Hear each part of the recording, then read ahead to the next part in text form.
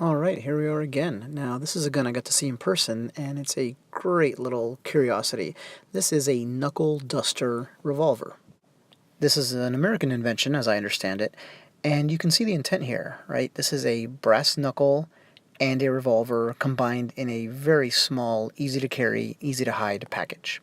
This one in particular is a Reed, R-E-I-D model, and the funny thing is it and some of its other, related models were marketed as My Friend, so that was the actual branding that was given to this thing when it was invented. In the middle of the 19th century, knives with knuckle duster guards were very common in America, especially the South, so it's not surprising that somebody made the leap of logic. Well, what if you do the same thing with a gun? And that's what you have here. So it creates a really distinctive shape, too. This kind of, I don't want to call it a teardrop shape, but whatever it is, you know it when you see it, and it gives it really kind of an elegant look. Now, they came in different configurations. This one here is a 7-shot 22. So 22 bullets, as you probably know, are very small, so if you're making a revolver, you can still actually squeeze in 7, a chamber that can hold 7, even in such a small package. And there it is in my hand. Give you a perfect idea of just how compact it was. A few more specs on this one in particular. It's nickel-plated brass, as they often were, so perfect, right? Use it as a brass knuckle, and it's even made with brass.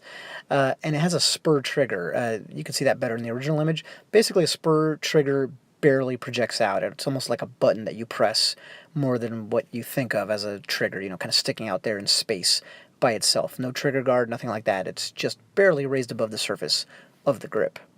It's also got some engraving. You can see that there on the handle, so, in or on the nickel plating. So it's got some decorative flourishes, and these were advertised as being, very handy to carry, obviously. It's My Friend, but it could fit even up your sleeve.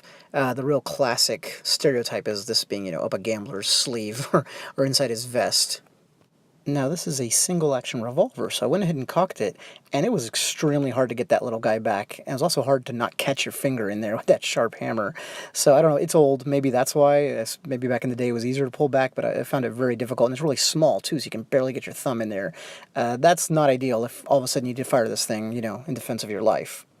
The other thing about the hammer is that it is case-hardened, and that basically means a special chemical process was used to leave the core kind of soft and somewhat flexible for shock absorption while hardening the exterior.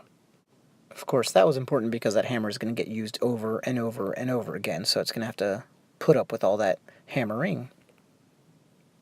But now let's move on to the crux of the invention, and here it is. So this is my best guess on how you would use it as a knuckle duster. The chamber, the meat of the gun is right in the center of your palm, so that makes sense. And it's kind of funny, I would expect more material up above, like northwest, if you will, in this picture, because that's where you would connect. It doesn't work that way. Maybe I'm holding it wrong. It seemed like the most logical grip to me. Also, I would have to assume the idea is you only use it this way once you're out of bullets, because if not, you're risking a nice small explosion, but an explosion nonetheless taking place inside of your hand, and a bullet flying out, so pretty much a terrible idea. And assuming I was holding it correctly, then I think you would actually be better off with kind of a haito for you Japanese martial arts aficionados kind of strike. So a ridge hand coming in, like from right to left on this screen, that to me would make more sense, but who knows. And here's the business end, before you got to Knuckle Duster mode. And, this is a short-range weapon for sure. It's almost like a revolver with no barrel. And, it's the expansion of the gases created by the explosion throughout the barrel, which really propels a bullet. My understanding, and I've heard from gun experts, more so than the initial explosion itself. So you're giving up a ton of that with such a tiny barrel, which is why this is used for that card game and for the guy right across the table or sitting right next to you. It would be pretty useless in a gunfight, but, better than nothing, I suppose. Historically, we could call this a combination pistol, and it was nothing new in that sense. Combination pistols had been around for, I would say, at least a couple hundred years before this, but I'm no expert on the earliest ones. But early on, you had, your flintlock or whatever pistol, and there'd be maybe a heavy ball at the end of the butt, so you could flip it over and use it as a club, if necessary. And then they tried fixing all kinds of blades and stuff. We'll see other examples of that in future videos. So these were part of that overall tradition, and it was a notable one, though, especially over here in the States, and it was popular as well. These things sold well.